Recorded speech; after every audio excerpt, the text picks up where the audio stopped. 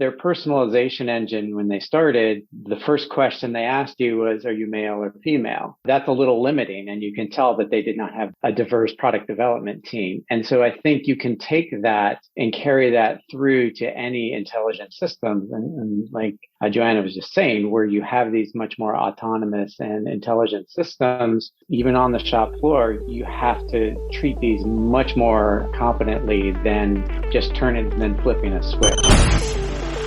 Growing a business requires a holistic approach that extends beyond sales and marketing. This approach needs alignment among people, processes, and technologies. So if you're a business owner, operations, or finance leader looking to learn growth strategies from your peers and competitors, you're tuned into the right podcast. Welcome to the WBS Podcast, where scalable growth using business systems is our number one priority. Now, here is your host, Sam Gupta.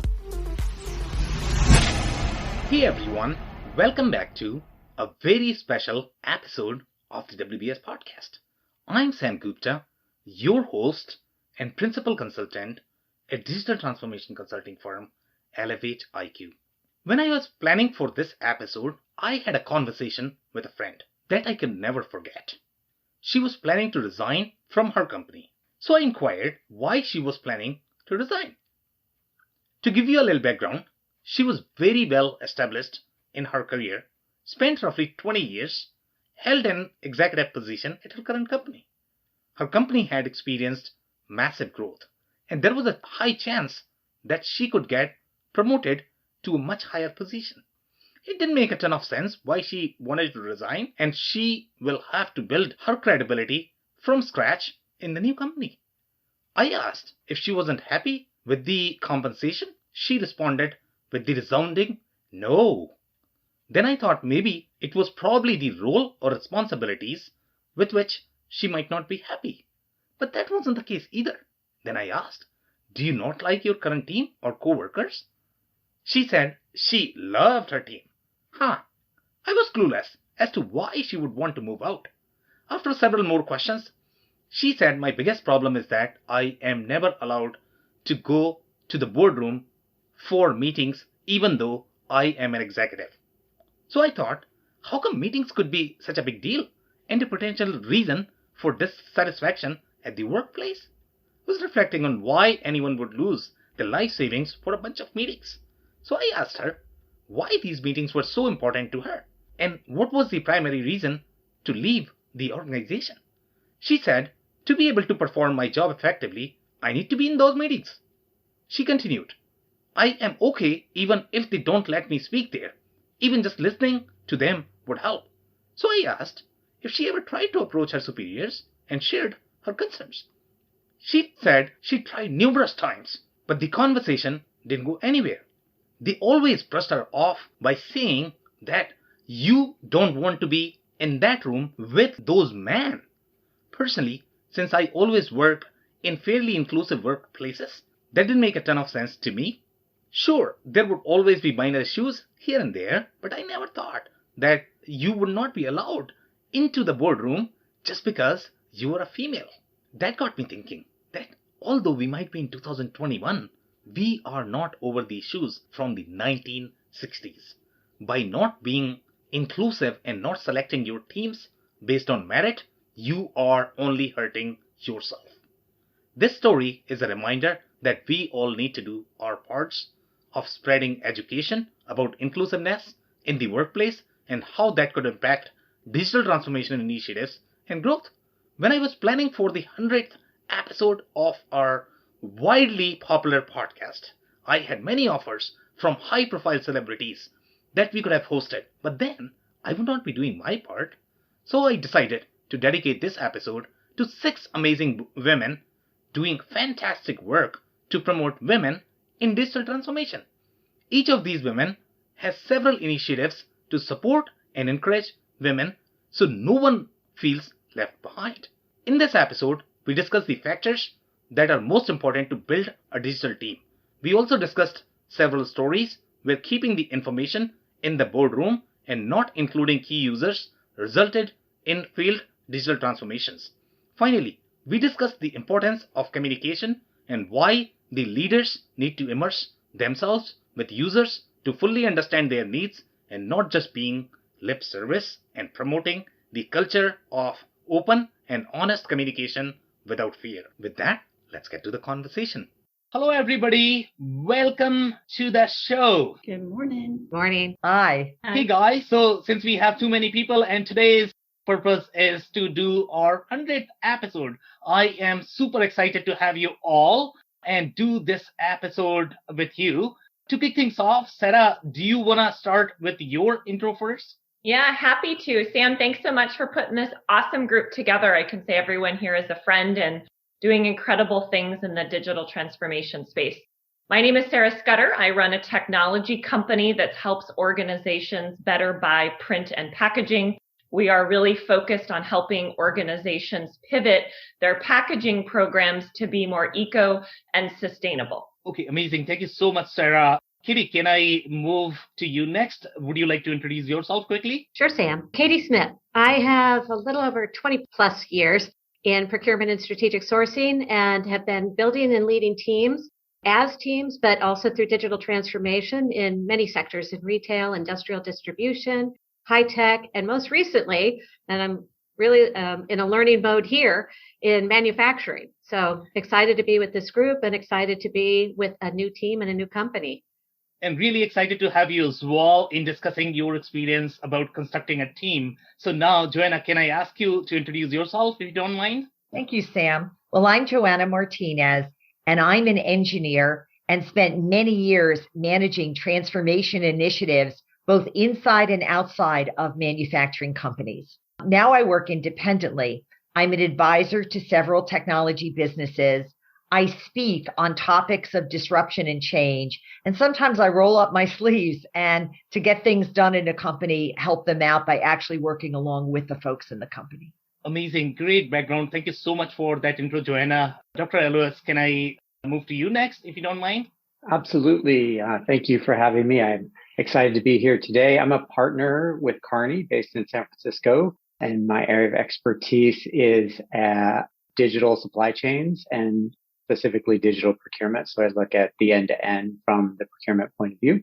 I am a futurist, so I look future back, and I have one book that is coming out imminently, and I just started my next book, which is really tackling digital end to end for the supply chain. That's amazing. Super exciting things going on there. Hey, Susan, can I ask you next? Hi. If you could, Hi. please.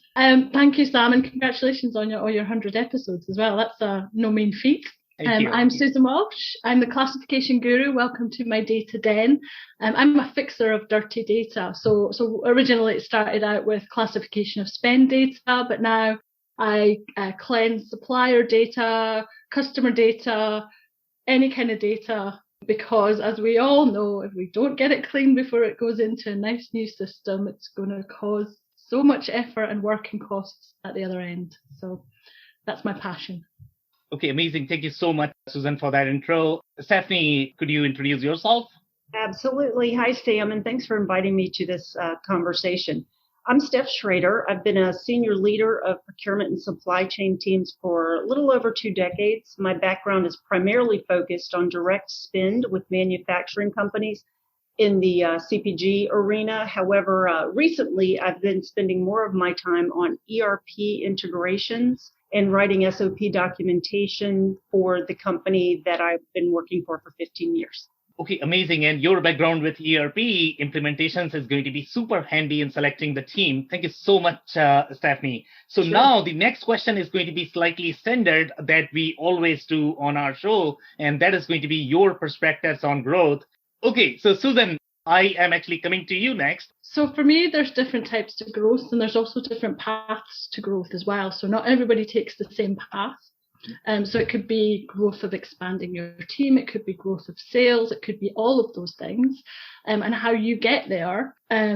Me individually as my business, I've taken quite a different route by trying to be quite different, but somebody else might take a very more streamlined approach, and we might still end up in the same place. So It's about not thinking there's just one way to do things, but looking at different options. Yes, I completely agree. And growth is very personal as well. You need to figure out what is going to work for you. So, Stephanie, are you ready? Yes, and I was trying to put it kind of back into the digital frame. And for me, growth can be personal and professional, and it ties in. So people will say, keep the personal and the professional separate.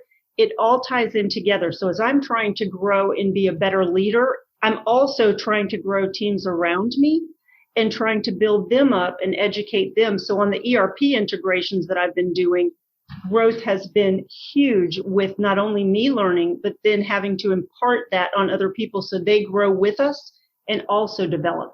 Okay, amazing. Thank you so much for sharing that, Stephanie. Dr. Alois, can you share your perspective on growth in one sentence? Sure. I think as in operations, supply chain, and especially procurement, we've looked at very operational metrics. And I think the business models that we operate in today, the supply chains become a critical enabler and oftentimes a strategic differentiation when you look at the ability to get from the consumer, get from the source to the consumer quickly. So I think growth to me is how supply chains in general can drive that growth and increase customer satisfaction and expand correspondingly the types of products and services that corporations offer. Okay, amazing thoughts there. Joanna, can I get your perspective on growth in one sentence? Sure, Sam. I think that past success can be an obstacle to growth. We have a way of doing things that worked for a long time and we get comfortable with that. So to grow, it's important to cast away your zone of comfort and try something new. Yeah, so true. Could not agree more. Katie, do you want to share your perspective in one sentence? Yeah, and by the way, I'm taking notes as well. Fantastic comments. Growth, I'd start first for me personally and not selfishly, but I mentioned that I just entered a new arena, a new sector. So for me, taking my practice and taking it to new sectors, new businesses that need that build, that strategy, the team, and the digital implementation is part of pushing myself for growth. And then aligning to the company's North Star.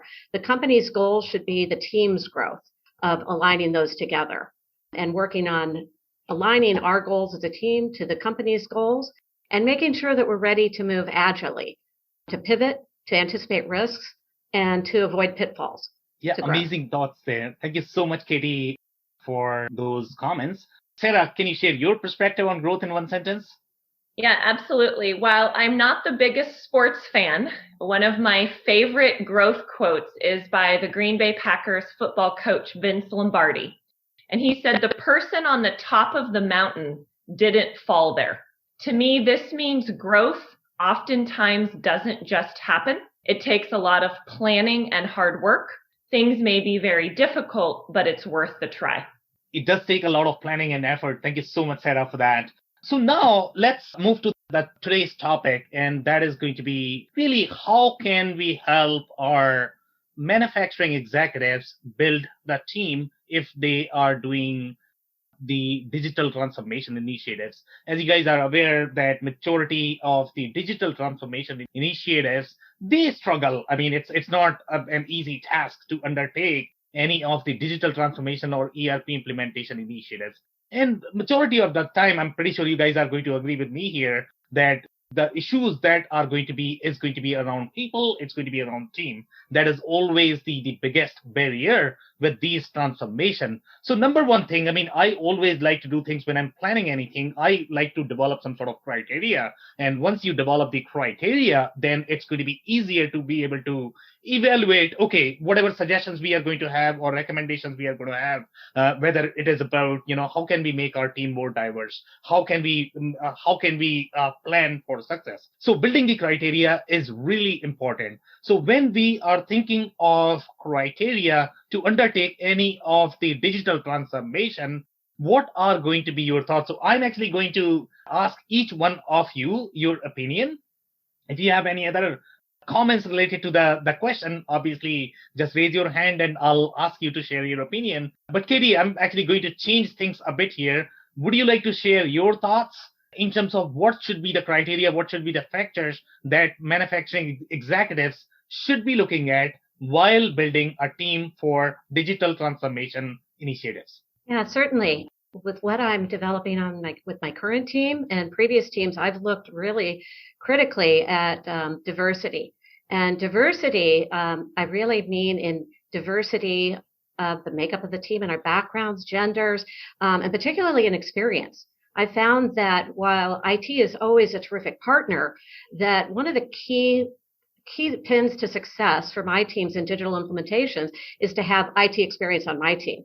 Yeah. Set an individual or more or a team that has really a core IT background that really wants to transition over to business and learn how to operate the business side so that we have complementary language, that we're talking the same team and that we have some technical criteria on our team. So I would say a technical analyst, a business analyst, and and Susan, I go back to what you say about data, right? And a lot of that analysis is to help set up rich preparation around what the team may need in user stories and, setting up the criteria for a team, help set up the criteria for the requirements, help set up the criteria for the implementation.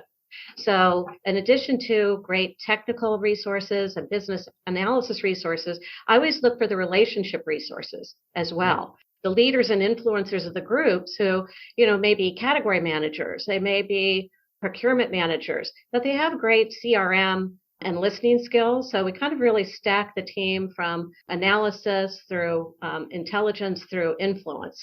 And so we can really kind of scale across the needs of our diverse stakeholders that we're going to be working with and creating teams with as well. Okay, some amazing thoughts there. So with respect to diversity, I definitely agree in terms of the relationship skills and the IT skills and the business and technical skills.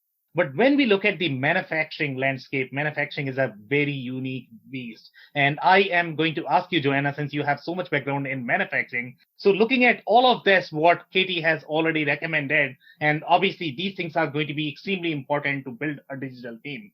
But manufacturing has its own nuances. So in your experience, how manufacturing is going to be different while building the team? And would you change anything in terms of the factors that Katie has already highlighted? Would you add anything in this? Actually, I have a build on Katie's very excellent thoughts. I learned on the factory floor that it didn't matter how good the technology was. If the team wasn't motivated and if the people on the factory floor didn't want it to work, it wasn't going to work to its full potential. And because there is so much more automation and so many fewer people, I think people forget that. In the end, you really have to engage the hearts and minds of the people in the organization. Every organization has what I call a shadow leader. It has someone or some group of people who have been around for a long time. They are likely not in very senior roles, but they are people who have garnered the respect of the organization for a long time. And it's important to engage those shadow leaders, because if they are with the program, talking it up, showing by example, then the program is going to work. Some amazing insights there. Thank you so much, Joanna, for that. So now, Dr. Lewis, I'm actually going to move to you. Do you agree with whatever has been said so far? Would you like to add anything from your experience in developing the criteria? Yeah, I'll add, actually, this is a really great dialogue. I think when we talk about diversity, I think we really need that diversity of thought and perspective. So building on the previous point, because you look as we get into more quote unquote intelligent systems or AI systems, we need a better literacy there. And because the data that feeds these intelligent systems is bias. So we need to be able to pull the bias out of the systems. And by the way, I know this is a little different than on a shop floor, but I still think the same the same concepts apply, because when you look at Hulu, their personalization engine, when they started, the first question they asked you was, are you male or female? And that seeded the entire personalization engine. And that's a little limiting. And you can tell that they did not have a diverse product development team. And so I think you can take that and carry that through to any intelligent systems. And like Joanna was just saying, where you have these much more autonomous and intelligent systems, even on the shop floor, you have to treat these much more competently than just flipping a switch. Yeah, some great observations there and great insight. Thank you so much for that. Now, Susan, I'm actually going to move to you. Do you agree with everything that has been said so far? Would you like to add anything? Yeah, so I agree with everything. And I was just going to say that you probably need those people, the end users, who might not be technical or IT people involved in the team. So I quite often hear that new ERPs or CRMs are set up without the engagement of the people who actually use it. And, they're like, well, where's the box for this? Nobody thought to put that in. So, by getting them involved and being part of the process, I think you're going to get the engagement that we were talking about, more chance of, somebody in the warehouse who doesn't really care about IT or filling in forms properly. If they get involved, then they're going to potentially have more investment in it. So that's my add-in. Okay, amazing. So obviously, I'm going to ask you, Sarah and Stephanie, on this question, but the next question is going to be related to stories. Okay, I'm a big fan of these stories. So one story around the team. So keep your story ready. I'm actually coming to that. But before that, Sarah, would you like to share your perspective on criteria? Do you agree with everything that has been said so far? Would you like to add anything on criteria?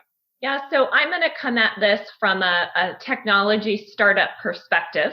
I think setting realistic expectations is essential. And I've been involved in rollouts and trying to implement new programs and new technologies. And the leadership team had some expectations that were probably not realistic and painted a picture that the end result was going to be perfect and all problems were going to be cured. And I think it's very important to let the team know what is and isn't going to be accomplished. Nothing is going to be solved overnight, and you need to set those expectations so everybody on the team is clear and not assuming a certain end result, and then when it's not achieved, them not wanting to be involved and engaged with the program. So for me, I think communication is essential, and being able to clearly set reasonable expectations and then communicating those throughout the team.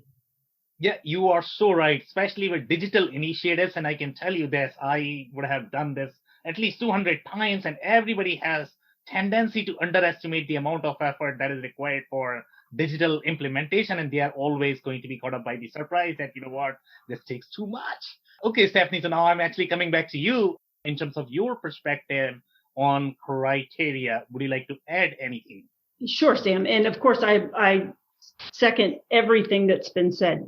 Specifically, diversity, I think, is huge, whether it's women, men, whether it's black, white, whether it's you came from this type technical background where I came from an academic, type background, doesn't matter. So I think diversity is huge, but I'm going to come at it from doing integrations over the past several years.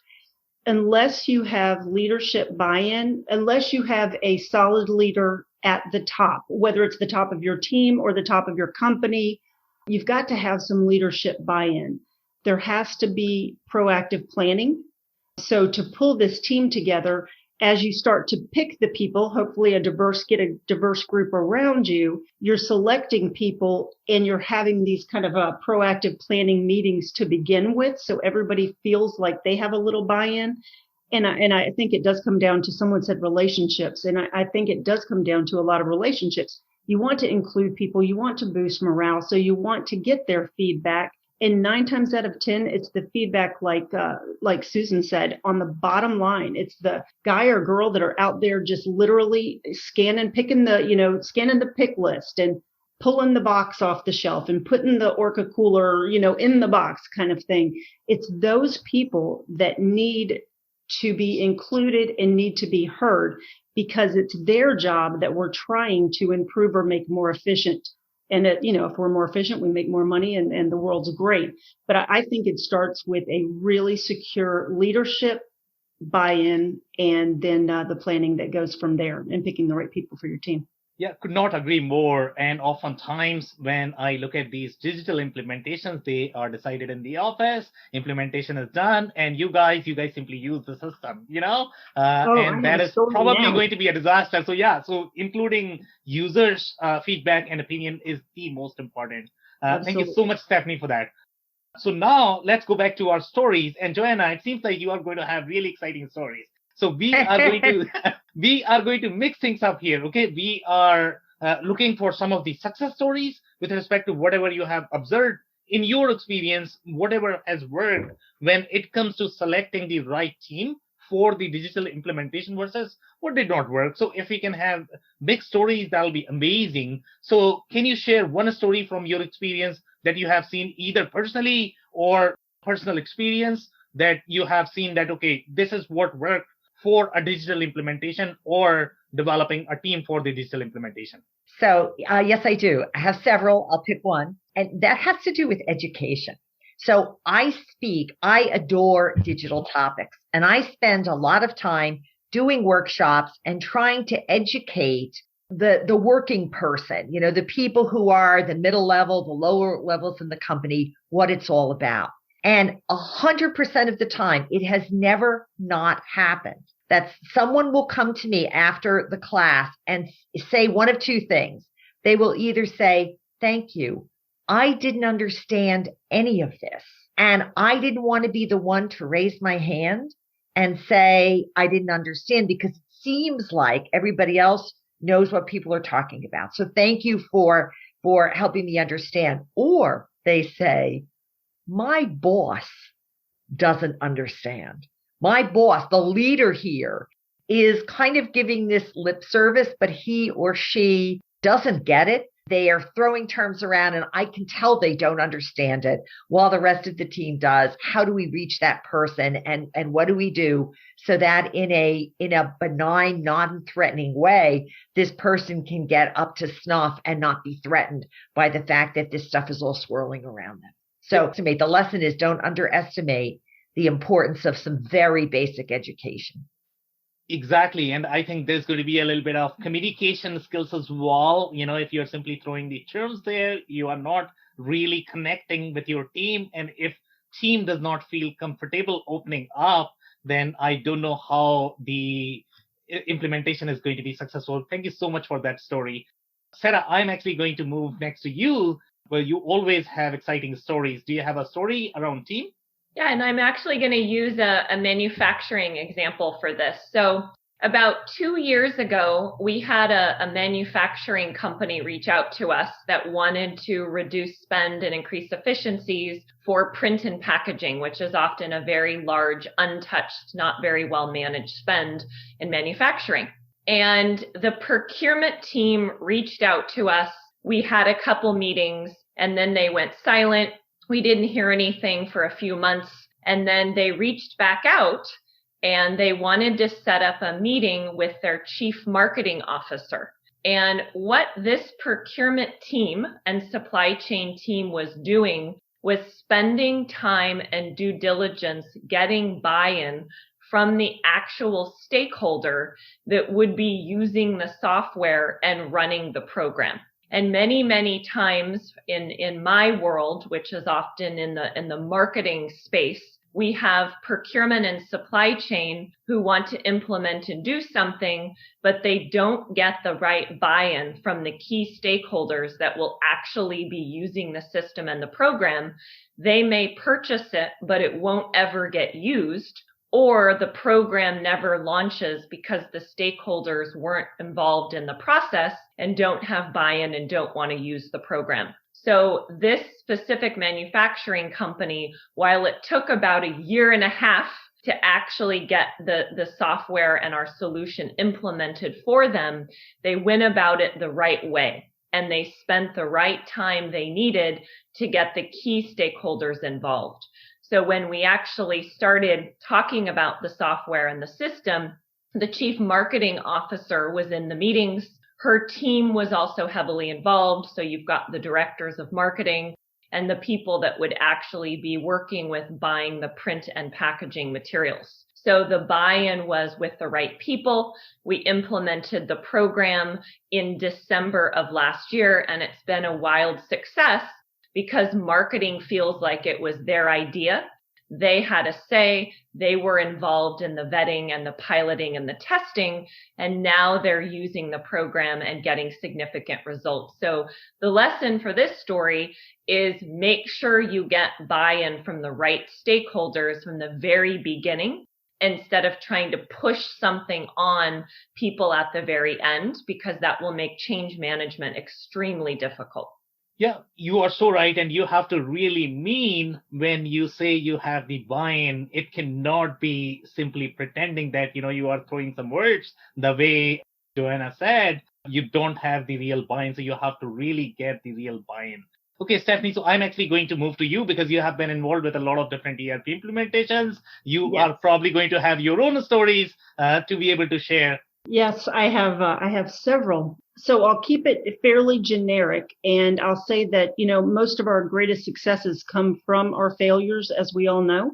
And at the current company that I'm at, we haven't failed by any means, but we went about an ERP integration the way that I've read that Nike has or Hershey has, where you just basically just top down, this is what's going to happen. This is when it's going to happen for certain reasons that all make sense at the time. And we've done this before on a smaller level. It can't be that difficult. So you launch this implementation or this go live date with an ERP system. And all of a sudden, how's the label going to print? How am I going to get that pro number back into our ERP system so I can tell the customer? What we did in hindsight now, we planned for a manufacturing operation ERP system. That's what our company was used to. We've grown from $80 million to $200 million within 3 years. So we're growing very rapidly. We didn't do the due diligence to understand that manufacturing and selling to customers via a manufacturing and warehouse type arena is a little bit different, just a little, than 100% e-commerce sales out the door. And that growth that's come from that has been a great thing. But the growing pains, let me tell you, it is really, really tough. So to sum it up, leadership buy-in from the top, but on something like an ERP implementation or a digital where it's going to change everybody's world, and we're talking down to the person, that's doing the most minute job. It changes their life. It takes so much pre-planning. It takes involving the right people, which includes diversity.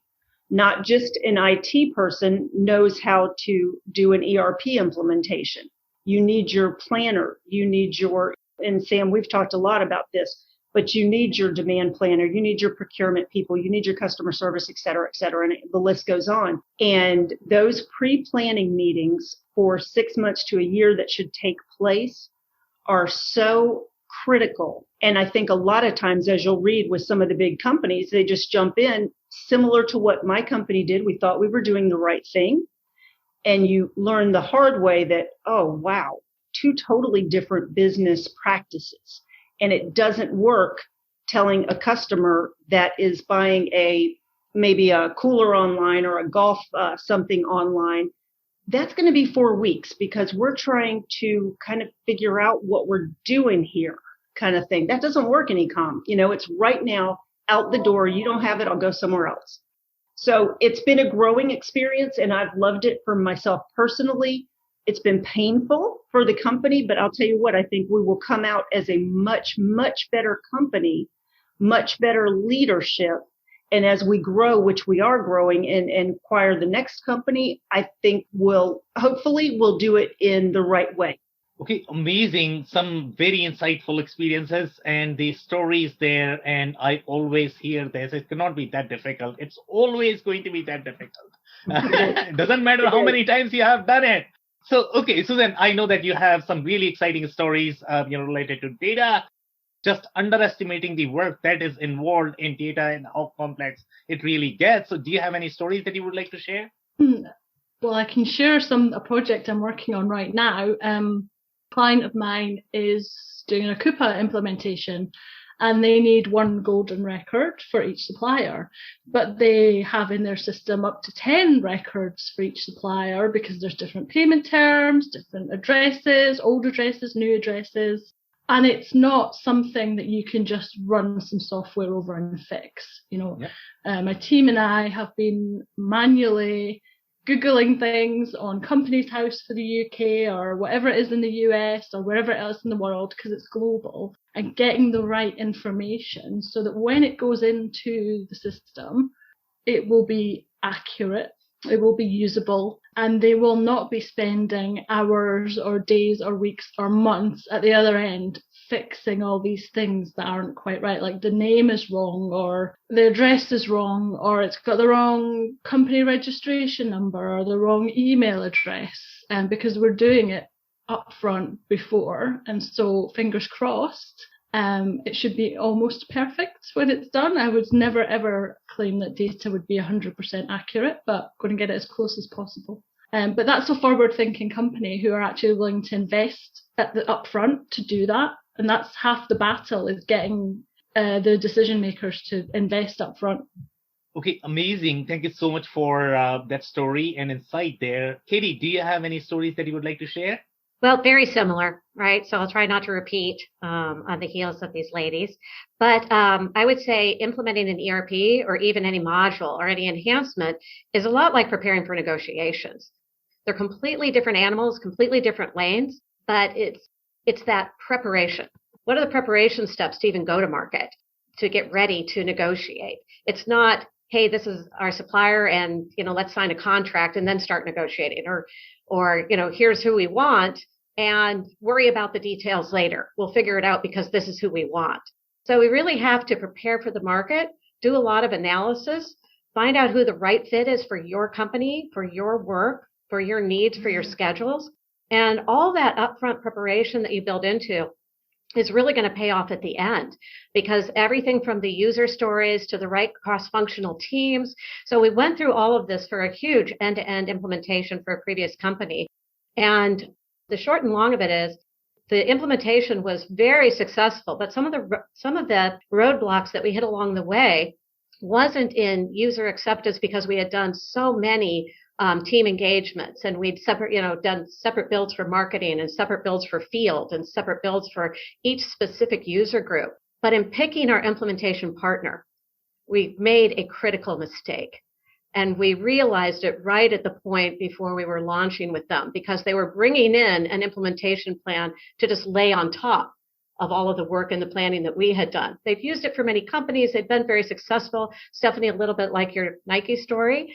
And I'm glad that we had such a nimble team over the months of preparation that we had worked, because we decided to pivot and we decided to reach back out to a different implementation partner. And we had to sever that contract and we had to negotiate out of it, and we had to bring in the new team and onboard them.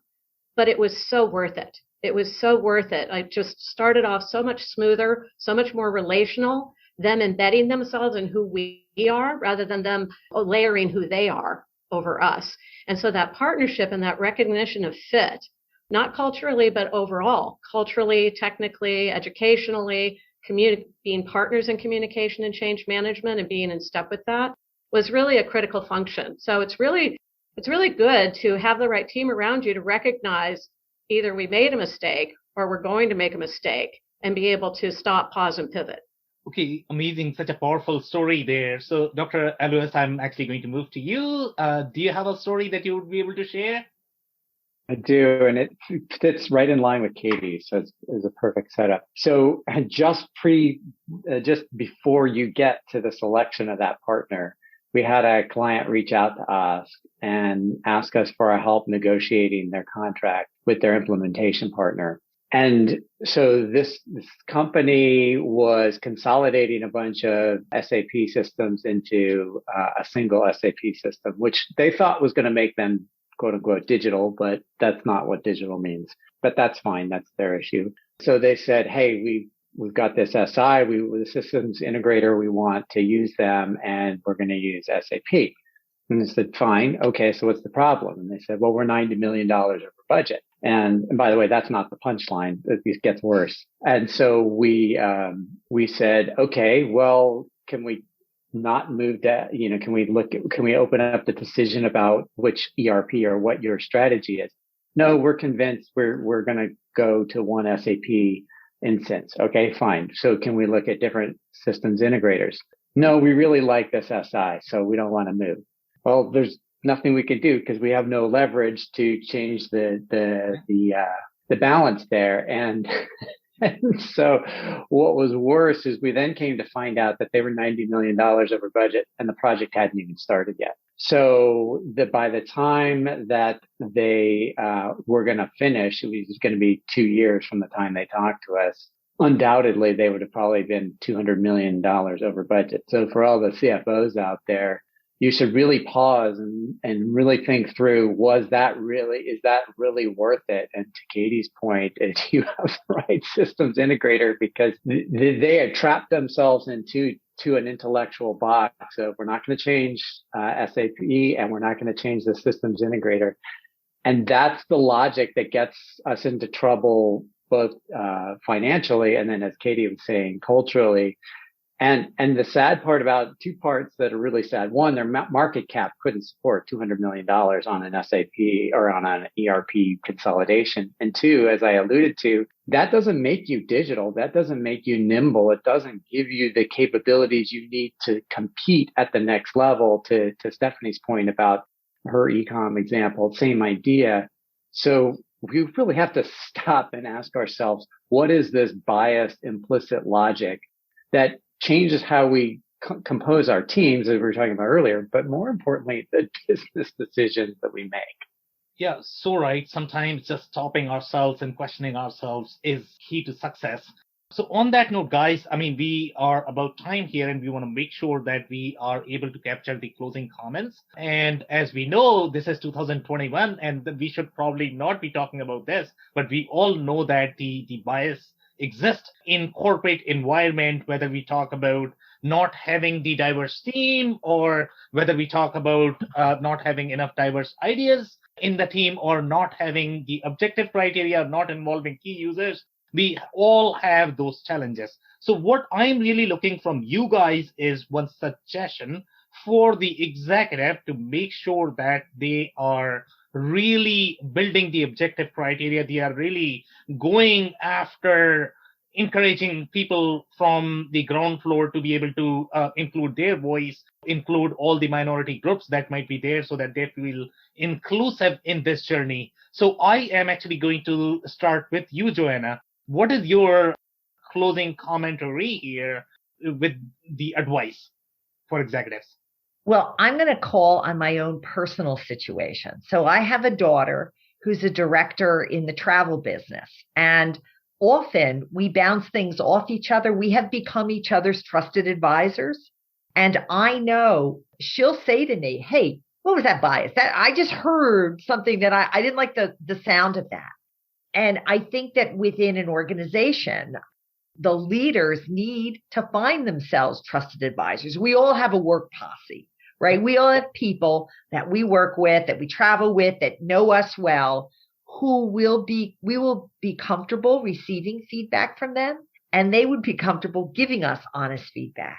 And, you need that trusted advisor, and you need to be touching base with that trusted advisor to make sure that you're not interjecting your own personal biases. You're not thinking that it's my way or the highway. You're not so convinced in your own worth that you're not paying attention to other people.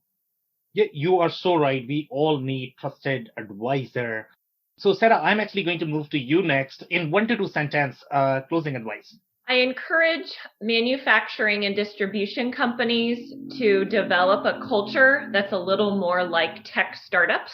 And you can do that in 2 key ways. 1, encourage team members at all levels to present new ideas constantly, and to empower team members to make decisions without having to get approvals from 3 layers of management. Okay, amazing. Love it. LOS, your closing advice in 1 to 2 sentences? Yeah, we should stop designing supply chain systems and start hacking supply chain systems. And because what the hacking, the quote unquote, and I mean that in sort of a positive sense, not for nefarious purposes, but to really see where there are weaknesses. And we want to deconstruct what's working and what's not. And we want to do it from an adversarial point of view. In many ways, that's what consultants do, but I would even say we need to do that 10x, because whether it's hacking a team and looking for the bias in the team, hacking the system to look for the weaknesses. And we saw this at 14 months ago. There were a lot of weaknesses in our supply chain, and there's going to be disruptions that come again. And so as teams, as leaders, we need to be proactively probing all of our quote unquote best practices and our, designs on paper. I don't know if it's Stephanie or Katie said this. We design these things on paper and in the real world, they don't stand up. So I think we need a much more hacking mindset. Okay, amazing. Thank you so much for those thoughts. Really powerful. Katie, do you have any advice in 1 to 2 sentences? Final thoughts. I loved your phrase, Eloise, hack. Because I think you're right. I say pivot a lot. We got to be ready to pivot in these days. And I would encourage CFOs, any companies, I really like to come in and take a close look at the team. I'm going to focus on the team again. Do we have the right composition of team? Not only from skills and experience and background, but diversity, challengers, quieter thinkers. And if the team is not a match to where the company needs to go or what the implementation needs, build your team and make a target to build it. Actively build your team and be honest with yourself and be honest with the company about what the needs are, and make targets to build toward that. I'm not saying you put a 55% diversity target. I'm saying just acknowledge the gaps, write them down, make a target to solve them and to close them actively. I think some of the active admission and management is a critical part of managing the bias and getting more active, and then getting more active buy-in from teams. Yeah, love it. Sometimes just writing down helps. Susan, your closing advice in 1 to 2 sentences. Yeah, so around teams again, it is really important to have diverse team, but it's more important to have the right team. So don't sacrifice the right team for the sake of diversity. Have a diverse team and then have all yes people in your team who will just do what you want. It's so important to have the skill and balance there as well. And invest in your data before you start these projects. Get it clean before it goes in, please. Yeah, love it. Thank you so much. Steph, your closing advice in 1 to 2 sentences. Yeah, Sam, I think it's all about letting go, and I'm talking from the leadership team at the highest in a company, educating themselves and letting go of ego to know that we don't know it all, and we do need to be educated on things like diversity and different ways of team building. So we can all talk about it here, but unless those top executives know how to do this, it doesn't trickle down. So I believe a lot more education is needed at that very, very high top level. Okay, amazing. And my personal observation and the takeaway is going to be just develop that deeper understanding at the executive level. You cannot simply rely on 4 guys in the boardroom to listen to what is happening inside your company. Just walk around the shop floor, talk to people, get the real insight. The more awareness you have about your team, the higher chances you are going to have for the success of any of the initiatives, because the majority of the initiatives are very transformational in nature. On that note, I really want to thank everybody for your time. You guys have been super powerful and helping me support this 100th episode. Congratulations. Thanks, Sam. Congratulations on 100. I cannot thank our guests enough for coming on the show, for sharing their knowledge and journey. I always pick up learnings from our guests, and hopefully you learned something new today. If you want to learn more about Sarah, head over to rsnetwork.com. It's rsnetwork.com. If you want to learn more about Dr. Eloise, head over to kearney.com. It's KEARNEY.com. If you want to learn more about Stephanie, head over to pridesports.com. It's pridesports.com. If you want to learn more about Susan, head over to theclassificationguru.com. It's THECLASSIFICATIONGURU.com. If you want to learn more about Joanna, head over to martinezjo.com. It's MARTINEZJO.com. If you want to learn more about Katie, head over to clarkpacific.com. It's CLARKPACIFIC.com. Links and more information will also be available in the show notes. If anything in this podcast resonated with you and your business, you might want to check other related episodes, including the interview with Amanda Prochaska, who discusses how to prepare for change with large transformation projects and why a continuous monitoring of emotional response is absolutely critical for the success of such projects. Also, the interview with Ben Baker, who discusses what industrial executives could do to enable the culture with internal communication tools and processes and how they can grow with a great culture. Also, don't forget to subscribe and spread the word among folks with similar backgrounds. If you have any questions or comments about the show, please review and rate us on your favorite podcasting platform or DM me on any social channels. I'll try my best to respond personally and make sure you get help. Thank you, and I hope to catch you on the next episode of the WBS Podcast. Thank you for listening to another episode of the WBS Podcast.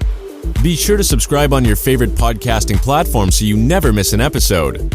For more information on growth strategies for SMBs using ERP and digital transformation, check out our community at WBS.rocks. We'll see you next time.